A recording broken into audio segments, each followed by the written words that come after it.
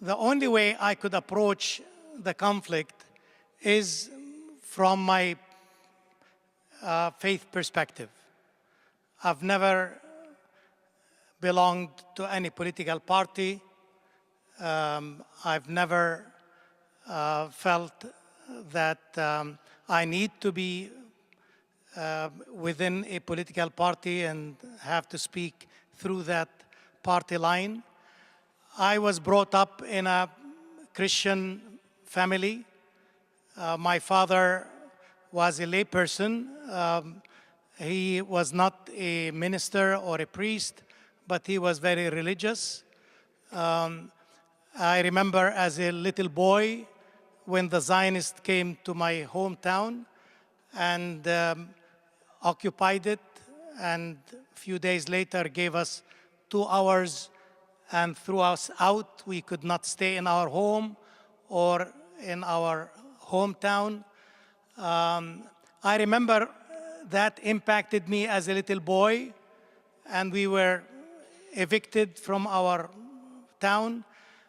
That really affected my life, but we moved to Nazareth, and I was brought up in Nazareth in a very religious home, with strong faith in Jesus Christ.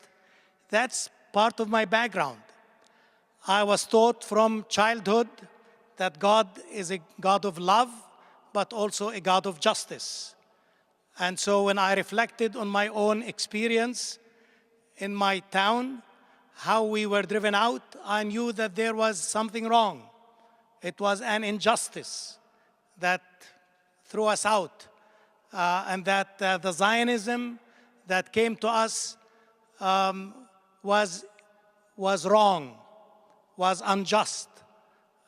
So that's really the approach that I've always had, coming out to this conflict from my position of faith.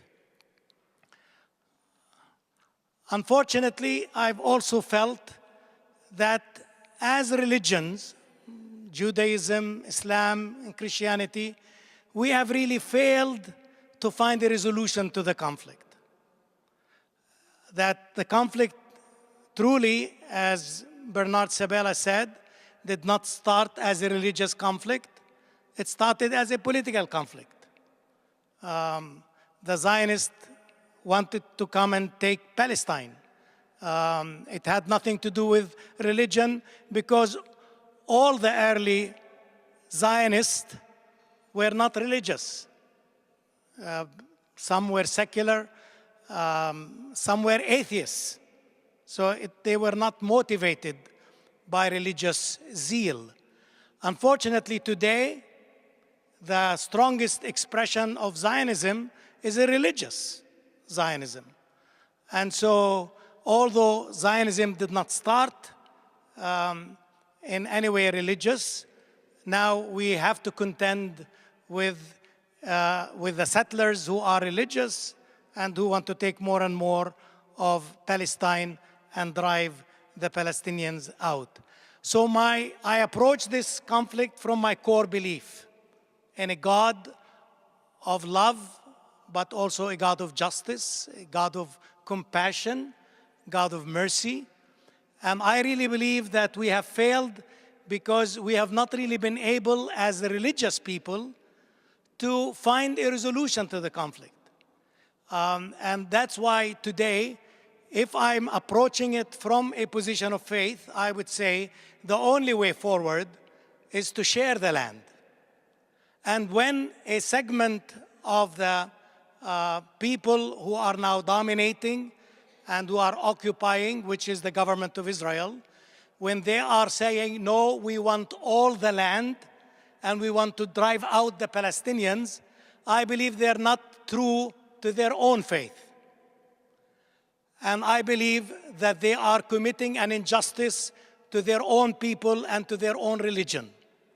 Because as people of faith, I believe that we can say, we believe in one God, and this God brings us together, should bring us together, and that this God calls us to work for peace, because God is also the God of peace. And we believe in the God of peace and the God of justice. And that's why today, those of us who are committed to religious faith and to a faith-based approach to this must find a theology that can help us find a resolution to the conflict. And that's why I hope we will find ways to connect with each other and also to work together so that the occupation will end and that we and all the people who live, whether they are people of faith, Muslims, Jews, or Christians, or secular people, that we can find ways to live together in peace and respect each other and accept each other in the different faiths that we belong to. It is possible to resolve this conflict, yes, and it is possible to be inspired by our religious faith, whether from Islam or from Judaism or from Christianity.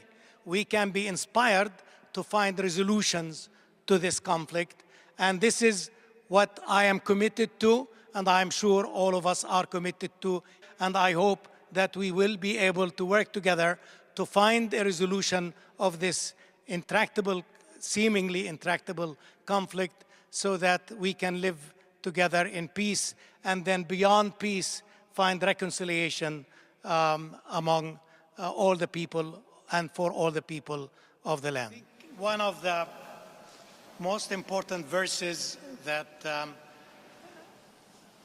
I remember continuously and drives me and inspires me is when Jesus said, "Blessed are the peacemakers, for they shall be called children of God." So I've always felt that this is not only a commandment, but it's a great challenge. And that if I really wanted to claim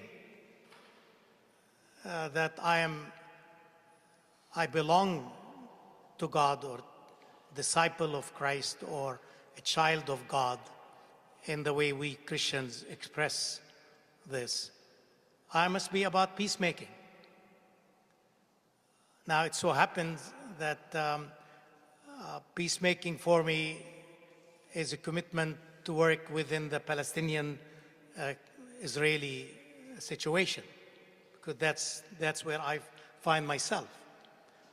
But I would say that it applies to all of us wherever we are, that peacemaking is at the heart of every one of us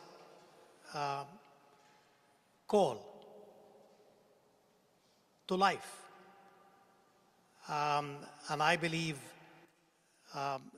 to be engaged in peacemaking, and here I emphasize the word making, because there are people that are peacekeepers. But for us, peace is something that you can make. You can be involved in it. You can make it. You can work at it, at establishing that kind of peace. And that's why I feel we cannot sit back and do nothing and just wish for peace. We must really be actively engaged in peacemaking. And that's why the words of Jesus Christ for me has always challenged me and inspired me to really continue to work for peace for all the people of the land, everyone, for the Muslims, for the Jews, for the Christians. And that continues to inspire me today.